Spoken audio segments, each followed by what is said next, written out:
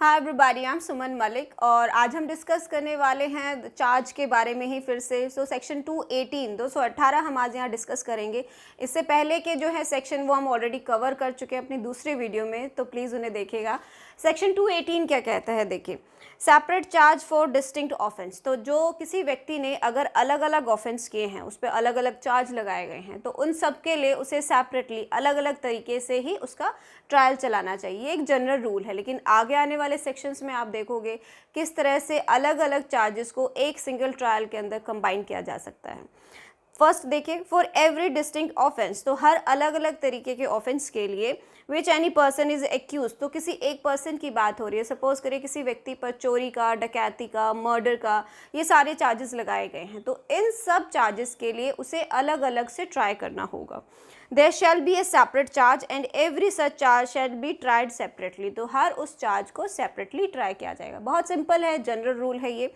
इसका प्रोवाइजो देखिए, that where the accused person by an application in writing, अब अगर वो व्यक्ति चाहता है, वो एक्यूज ये चाहता है कि उसके ये सारे चार्जेस एक सिंगल ट्रायल के अंदर चलाए जाएं, तो उसके लिए उसे एक एप्लीकेशन लगानी होगी रिटन फॉर्मेट में।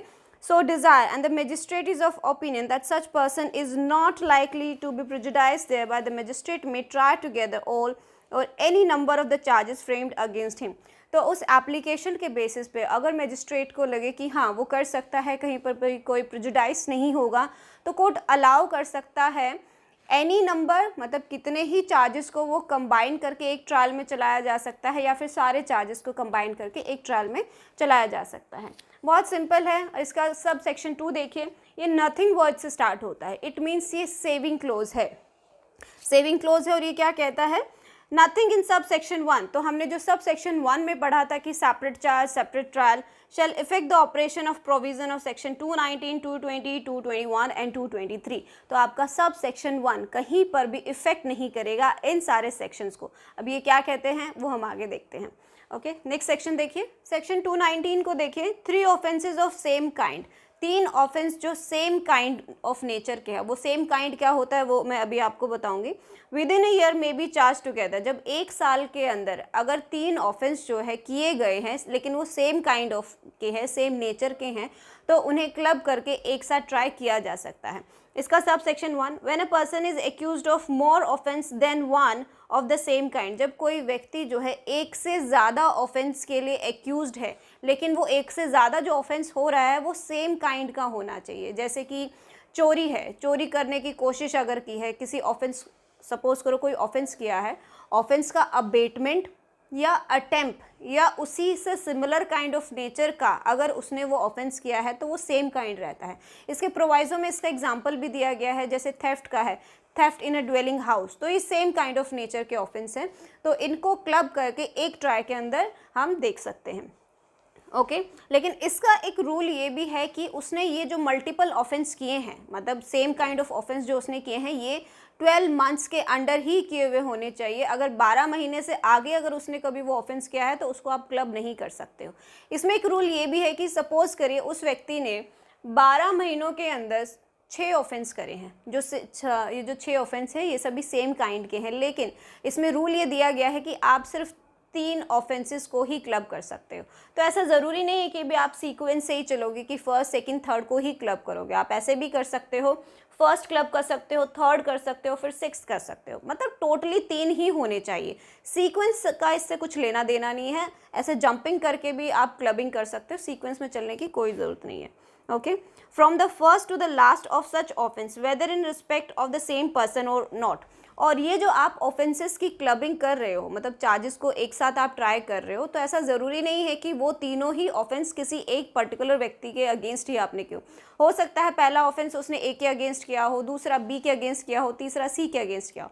बस हमें देखना है जिसकी आप क्लबिंग कर रहे हो उन ऑफेंसेस का वो सेम काइंड होने चाहिए। बस हमें ऑफेंस को टारगेट करना है, हमें ये नहीं देखना उसने सेम व्यक्ति के अगेंस्ट ऑफेंस किया है या किसी और के अगेंस्ट किया है। Okay, they may be charged with and tried at the one trial और any number of them not exceeding 3। तो ये जो एनी नंबर ऑफ देम है वो यही कह रहा है कि आपको सीक्वेंस से चलने की ज़रूरत नहीं है, आप इस तरह से जंपिंग करके भी उसको क्लब कर सकते हो, लेकिन वो 3 से ज़्यादा नहीं होने चाहिए और वो तीनों ही 1 साल के 12 महीने के अंदर किए हुए होने चाहिए।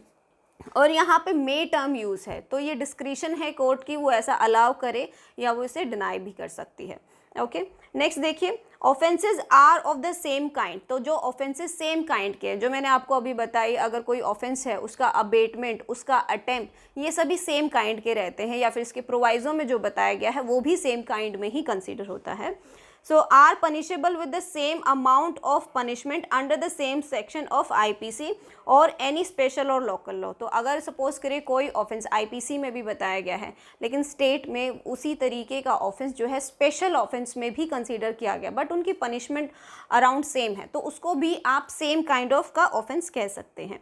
ओके, इसका प्रोवाइजो देखिए, इसका प्रोवाइजो देखते हैं क्या कहता है। Provided that for the purpose of this section, तो इस सेक्शन के लिए an offence punishable under section 379, तो ये एक एग्जाम्पल दिया गया है कि भी सेम काइंड ऑफ ऑफेंस आप किसे कंसिडर करते हो।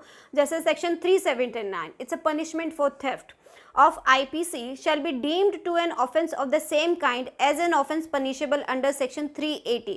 तो 380 में क्या बताया गया है, थेफ्ट इन अ ड्वेलिंग हाउस, तो दोनों में ही चोरी के बारे में बात हो रही है, तो सेम काइंड ऑफ नेचर के ऑफेंस हैं। And that an offence punishable under any section of the said code or any special or local law shall be deemed to be an offence of the same kind as an attempt to commit such an offence when such an attempt is an offence। अगर कोई offence है, उसको करने का जो attempt जो होता है, अगर वो भी ऑफेंस कंसीडर किया गया है लॉ के अंदर, तो उसका अटेम्प्ट या फिर कह लीजिए उसका अबेटमेंट भी जो होता है, वो उसको हम सेम काइंड ऑफ ऑफेंस का नेचर ही समझते हैं उस ऑफेंस के लिए। तो बहुत सिंपल है। नेक्स्ट देखिए, सेक्शन 220 क्या कहता है।